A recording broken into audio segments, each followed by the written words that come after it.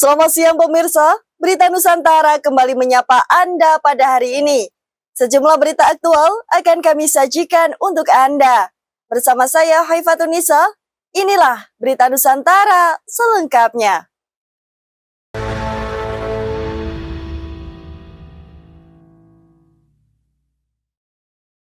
Informasi yang pertama pemirsa, terkait dengan usulan PKB yang mengusulkan agar pilkada dilakukan oleh DPRD, Wakil Menteri Dalam Negeri Bima Aryo Sugiarto buka suara. Hal tersebut ia ungkapkan kala menghadiri diskusi daring di Universitas Indonesia pada Minggu 27 Juli lalu. Ia meminta agar wacana yang mencuat tersebut tidak menjadi dalih mahalnya biaya politik di Indonesia. Terkait dengan mahalnya biaya politik, ia berpendapat hal tersebut disebabkan oleh berbagai hal. Salah satunya adalah kelemahan parpol dalam membangun kaderisasi. Oleh karena itu, guna menyikapi mahalnya kaderisasi tersebut, Bima menyambut baik rencana peningkatan dana darurat bantuan politik terhadap parpol. Selain itu, ia juga menyebut bahwa dana parpol sangat penting untuk pembangunan demokrasi. Java TV melaporkan. Kita beralih ke informasi selanjutnya. Sebuah acara pentas seni budaya Papua di Surabaya diwarnai kericuhan. Kejadian tersebut terjadi pada Minggu 27 Juli lalu. Kericuhan diawali oleh adanya sekelompok orang yang mengaku sebagai mahasiswa Papua. Sekelompok orang tersebut lantas meminta agar acara tersebut dihentikan. Sebelum kericuhan terjadi, pihak penyelenggara sempat melakukan dialog dengan sekelompok orang tersebut. Namun sekelompok orang tersebut keberatan karena orang yang hadir di acara tersebut bukan orang Papua. Buntut dari hal ini, aparat TNI hingga Satpol PP turun tangan. Mereka mencoba meredam situasi. Namun kericuhan semakin memanas, sekelompok orang tersebut berlarian sambil melempar kursi. Sementara itu, Kasat Intelkam Polres Pelabuhan Tanjung Perak, Surabaya, AKP Amir Mahmud mengatakan, hal tersebut dilatar belakangi oleh tidak dilibatkannya mahasiswa Papua tersebut ke dalam acara. Java TV melaporkan. Selanjutnya kita beralih ke Kalimantan Barat pemirsa. Kebakaran lahan di sekitar Bandara Singkawang, Kalimantan Barat kian meluas. Hal tersebut disampaikan oleh Yuyu Wahyudi saat berada di Singkawang pada Minggu 27 Juli lalu. Ia mengatakan bahwa kebakaran sudah meluas hingga 5 hektar. Selain itu, Yuyu juga mengatakan bahwa pihaknya baru bisa memadamkan lahan seluas 0,35 hektar. Ia juga menambahkan bahwa kebakaran lahan di Jembatan 9 sudah semakin meluas dan kian sulit dipadamkan. Sementara itu, Wali Kota Singkawang, Cai Jumi, mengatakan pihaknya saat ini segera membuat pembatas lahan yang berupa parit serta sumur bor, supaya kebakaran lahan tidak semakin meluas, serta untuk mempermudah tim dalam memadamkan lahan. Java TV melaporkan. Selanjutnya kita beralih ke Tanah Jawa. Sebuah bantuan provinsi, Banprov digulirkan pemerintah Jawa Tengah untuk proyek pengaspalan jalan sempit. Kepala Desa beserta Kepala BPD Serayu Larangan melakukan sidak proyek aspal Banprov di Jalan Tembus yang memiliki pagu anggaran sebesar 100 juta rupiah. Proyek ini menghubungkan Jalan Raya Serang Bobot Sari dengan Jalan Raya Serayu Serang. Namun lebar jalan yang diaspal hanya sekitar 1 meter. Meski terbilang sempit, jalan tembus ini diharapkan dapat mempermudah akses warga antar dua jalur utama di wilayah tersebut. Dalam peninjauan tersebut, Kepala Desa dan BPD memastikan kualitas pengerjaan sesuai rencana dari anggaran yang telah dialokasikan. Namun, pihak pelaksana proyek enggan memberikan keterangan kepada wartawan terkait data pekerjaan tanpa memberikan alasan yang jelas. Sementara itu, warga berharap proyek ini dapat memperlancar akses transportasi dan memberikan manfaat jangka panjang bagi masyarakat Desa Serayu Larangan. Alhamdulillah siang menuju sore ini saya dengan Ketua BPD sedang memonitoring kegiatan pengaspalan yang bersumber dari anggaran bantuan provinsi tahun anggaran 2020. Ini kita lihat salah satu akses utama warga, ini akses pendidikan, akses ekonomi, akses pertanian ya, yang sangat vital kita perbaiki, tujuannya agar ada impact yang baik ya untuk masyarakat. Alhamdulillah ini sudah terlaksana proses tahapannya, semoga bisa memberikan manfaat dengan adanya program dari pemerintah. Ya, harapannya agar tentunya masyarakat bisa sama-sama menjaga ya akses khususnya di Desa Serayu Larangan, karena kita dari pemerintah mencoba memperbaiki, tapi kalau tidak ada peran serta masyarakat melalui gotong royongan ya akan mustahil untuk bisa bertahan. Solihin Kohar, Java TV melaporkan. Kabar selanjutnya datang dari pemerintahan. Melalui Direktorat Jenderal Kekayaan Intelektual, mengingatkan pentingnya royalti musik. Hal tersebut diungkap oleh Direktur Hak Cipta dan Desain Industri, Agung Damarsa Songko dalam keterangan tertulisnya saat hari Senin 28 Juli lalu. Dalam keterangannya, Agung menyebut bahwa layanan streaming bersifat personal, sehingga jika diperdengarkan kepada publik, terutama di ruang usaha, Agung mengatakan hal tersebut sudah masuk ke ranah komersial. Pembayaran royalti dapat dilakukan melalui Lembaga Kolektif Nasional atau LMKN. LMKN ini bertugas untuk menghimpun serta mendistribusikan royalti kepada pihak terkait, sehingga menghasilkan transparansi bagi seluruh pelaku industri musik. Mengenai alternatif lain seperti musik instrumental yang bebas lisensi atau musisi luar negeri, Agung mengatakan bahwa pelaku usaha harus berhati-hati. Agung juga memberikan opsi bagi pelaku usaha yang tidak bisa membayar royalti, yakni dapat menggunakan musik bebas lisensi. Agung mengingatkan bahwa pelanggaran terhadap kewajiban pembayaran royalti dapat dikenai sanksi hukum. Java TV melaporkan. Dari Nganjuk pemirsa, ratusan warga kembali menggelar aksi demo di depan Kejaksaan Nganjuk. Ratusan warga Desa Dadapan, Kecamatan Ngronggot, Kabupaten Nganjuk, yang tergabung dalam Aliansi Masyarakat Dadapan menggeruduk kantor Kejaksaan Negeri Nganjuk. Dalam aksi tersebut, mereka ingin mendapatkan keadilan terkait dugaan penyalahgunaan korupsi dana desa yang sebesar 400 juta rupiah yang diduga dilakukan oleh Kepala Desa Dadapan. Aksi demo berlangsung pada Selasa 29 Juli 2025.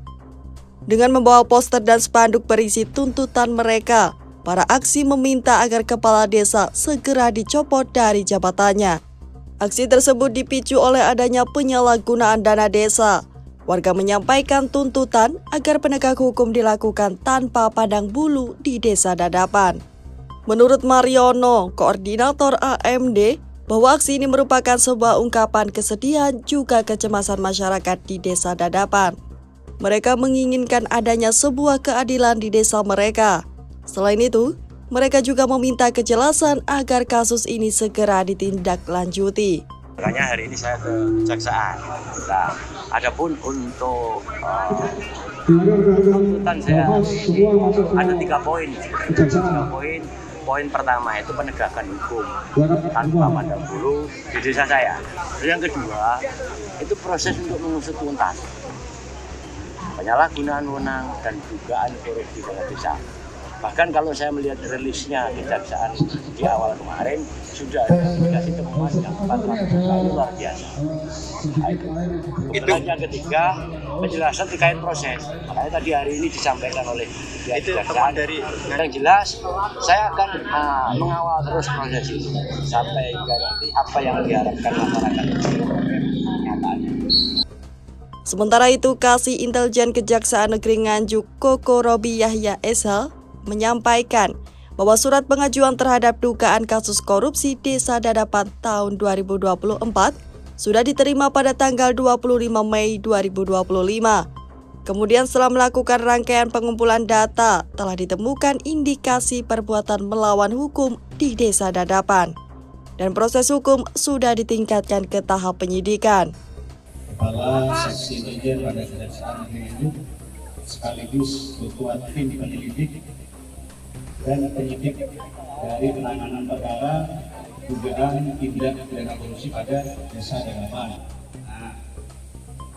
Dari penyidikan tersebut, itu sebenarnya tanggal berakhirnya adalah tanggal 4 Agustus tahun 2025. Namun, dikarenakan tugas kami dari serangkaian tindakan tim penyelidik telah rampung dan telah selesai pada tanggal 18 Juli 2024 statusnya kita naikkan ke tahap penyidikan. Jika tuntutannya tidak segera terpenuhi, masa akan berjanji akan terus mengawal proses ini sampai yang diharapkan masyarakat benar-benar bisa menjadi nyata. Yohanes Arberto, Java TV, melaporkan.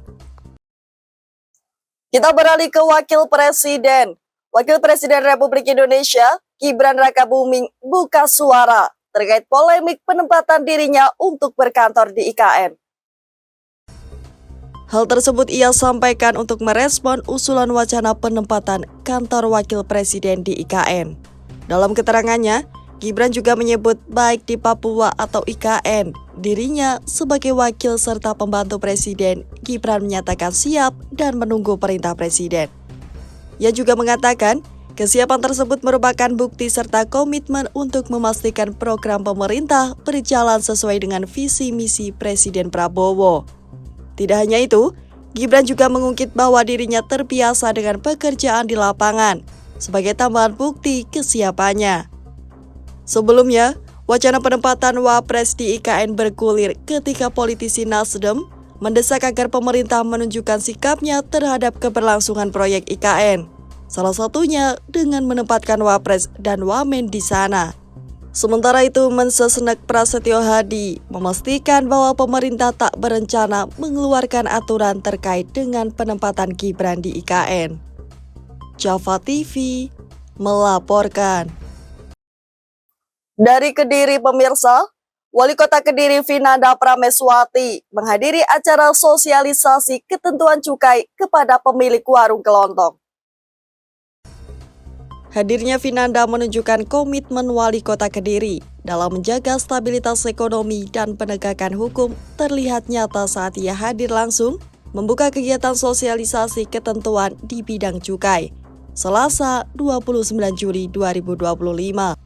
Di hadapan peserta, Vinanda tak hanya menyampaikan peringatan, tetapi juga ajakan agar seluruh warga kota Kediri ikut menjaga marwah hukum dan pembangunan. Kehadirannya bukan sekedar seremonial, tetapi syarat pesan kuat bahwa perang melawan rokok ilegal harus melibatkan seluruh elemen masyarakat, terutama pelaku usaha kecil seperti pemilik warung kelontong. Dalam pidatonya, Vinanda menggarisbawahi bahwa warung kelontong merupakan titik penting perputaran ekonomi masyarakat. Namun jika tidak diawasi, juga bisa menjadi titik rawan peredaran barang ilegal termasuk rokok tanpa cukai. Selain itu, ia mengajak para pemilik warung untuk menjadi bagian dari sistem pengawasan sosial, tidak hanya menjaga legalitas produk yang dijual, tetapi juga membantu menekan potensi kerugian negara dari sektor cukai. Lebih lanjut, Vinanda memaparkan pentingnya penerimaan negara dari cukai hasil tembakau, yang sebagian besar kembali ke daerah melalui dana bagi hasil cukai hasil tembakau atau DBHCHT. Dana ini menurutnya telah digunakan untuk membiayai layanan publik dan pembangunan infrastruktur di Kota Kediri. Ini apa Pak? Ya, harapannya di Kota Kediri sudah tidak ada lagi penjualan rokok ilegal, karena dengan adanya sosialisasi ini kami ingin meningkatkan pemahaman kepada masyarakat, khususnya terkait dengan ketentuan di bidang cukai. Tadi kan sudah disampaikan oleh Pak Samsul bahwa ini pelaksanaan kegiatan ini juga sesuai dengan aturan Permenlu. Pokoknya ada dasar aturannya, sehingga harapannya nanti ke depan masyarakat ini punya pemahaman terkait dengan ketentuan cukai, dan sama-sama kita harus kolaborasi untuk mengurangi atau untuk istilahnya tidak menjualkan rokok-rokok ilegal, karena itu dapat merugikan kota Kediri. Yang pertama, kita inginnya terjalin kerjasama, karena sekali lagi Pemkot ini tidak bisa berjalan sendirian, maka dari itu kita juga menggandeng dari Kejaksaan, kemudian Polres, kemudian dari Bea Cukai untuk sama-sama memberantas, baik yang dijual di toko kelontong maupun secara online. Kita harus sama-sama saling mengawasi. Jadi kadang-kala masyarakat kan juga nggak tahu ini kira-kira legal enggak, kira-kira ini termasuk yang ilegal enggak, seperti itu. Kadang mereka bisa saja membeli secara online tapi tidak mengetahui bahwa sebenarnya rokok itu termasuk rokok yang ilegal. Maka dari itu sosialisasi pada pagi hari ini juga menekan pentingnya untuk tidak menjual rokok ilegal, salah satunya melalui online itu. Dalam acara tersebut, Vinanda juga menyinggung hasil pengawasan Bea Cukai Kediri yang hingga pertengahan 2025 telah melakukan 40 penindakan terhadap rokok ilegal. Fakta terbaru menunjukkan masih ada 2020 batang rokok ilegal ditemukan di Kecamatan Mojoroto dalam operasi gabungan. Perkembangan teknologi juga menambah tantangan baru. Penjualan rokok ilegal kini mulai masuk ke platform digital seperti marketplace yang tentu membutuhkan pengawasan lebih cermat. Tak hanya itu, Vinanda juga mengingatkan soal sanksi tegas bagi pelanggar Undang-Undang Nomor 39 Tahun 2007 tentang cukai yang memungkinkan adanya jerat pidana. Ahmad Ion, Java TV melaporkan. Dari Pekanbaru, Wakil Presiden didampingi Menteri Ketenagakerjaan melakukan kunjungan ke Pekanbaru untuk meninjau proses penyaluran BSU. Kunjungan Wapres dan Menaker tersebut dilaksanakan pada hari Senin 28 Juli lalu. Kunjungan ini merupakan bagian dari monitoring serta evaluasi pelaksanaan program BSU yang sebelumnya dilaksanakan di Tangerang, Jakarta, dan Boyolali. Dalam acara tersebut, Yasierli menjelaskan bahwa BSU merupakan bentuk intervensi pemerintah di bawah kepemimpinan Presiden Prabowo Subianto dan Wapres Gibran dalam upaya menjaga daya beli masyarakat. Yasierli menegaskan pentingnya peran aktif Kementerian Ketenagakerjaan bersama PT Pos Indonesia dalam menjangkau pekerja di wilayah 3T, tertinggal, terdepan, dan terluar. Yasierli turut mengapresiasi dukungan serta kehadiran Wapres Gibran yang dinilai sebagai bentuk komitmen pemerintah agar BSU ini berjalan dengan optimal. Java TV melaporkan.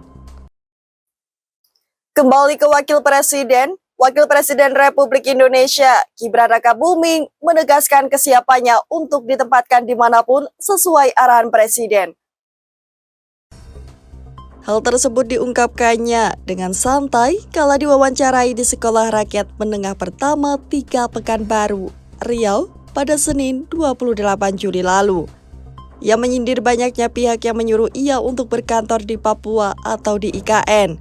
Pernyataan tersebut muncul sebagai respon saat banyak pihak yang meminta agar ia pindah ke IKN dan berkantor di sana. Selain di IKN, ada pula pihak yang meminta agar ia berkantor di Papua. Berdasarkan amanat dari Undang-Undang Otonomi Khusus Papua yang mengatur rencana percepatan pembangunan Papua yang dipimpin oleh Wapres. Gibran mengatakan bahwa ia selalu siap untuk ditempatkan di kantor manapun sesuai arahan Presiden Prabowo.